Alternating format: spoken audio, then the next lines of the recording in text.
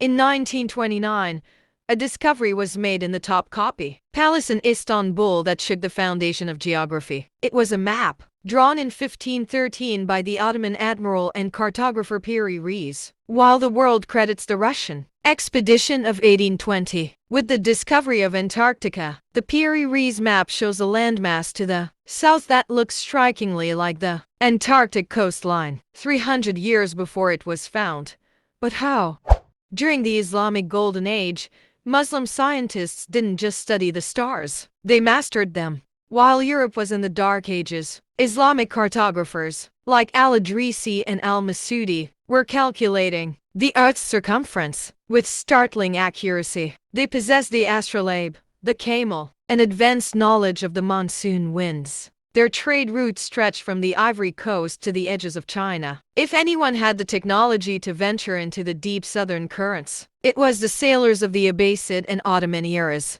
But there is a detail on the map that defies all conventional history. The landmass to the south isn't just a jagged coastline of rock and ice. It is depicted as a living, breathing world. Piri Reis populated this Antarctic shore with illustrations of tropical flora and exotic animals, snakes, monkeys, and even mythical creatures. To some, this is proof that the original source maps were drawn during an era when the continent was ice-free, thousands of years ago. Mainstream science calls it a fanciful addition, a common practice for cartographers, filling in the blanks of the unknown. But for those who believe in the prowess of medieval Muslim explorers, it raises a haunting question. Did they find a version of the South that was vastly different from the frozen wasteland we see today? Or did their mastery of the stars allow them to see through the ice to the mountains hidden beneath? In the 10th century writings of al-Masudi, often called the Herodotus of the Arabs, he speaks of a great southern land, al-Ard al-Muslima, the dark land beyond the known seas. He described a region where the sun barely rises and the waters turn to glass. Was this mere speculation based on Greek theory, or was he recording the oral histories of sailors who had drifted too far south and returned to tell the tale? Piri Reis openly admitted his map was a compilation. He gathered data from older, lost maps, some dating back to the time of Alexander the Great or the Library of Alexandria.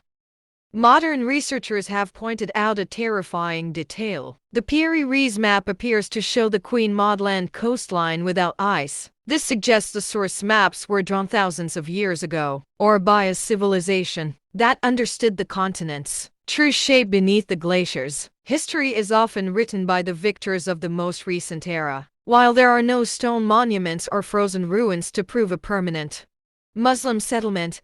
The maps and manuscripts tell a different story. It is a story of a civilization that looked at the horizon not as a boundary, but as an invitation. Perhaps in the silence of the Antarctic ice, there are echoes of an call to prayer that preceded the modern world by 1,000 years. As the Navy's pilots ventured deeper into the unexplored interior, they began reporting sightings that defied all known geology. Towering, geometric dark peaks rising straight out of the horizontal plateau. They weren't mountains, they were perfect pyramids. Dramatization. Inside the cockpit, a navigator snaps photos furiously through the frosted window with a large analog camera. His face shows shock and awe. One pilot's log simply read, 3 geometric structures sighted, too uniform for nature. What are we looking at? Was it an ancient civilization built before the ice? Or just an uncanny trick of the Antarctic wind?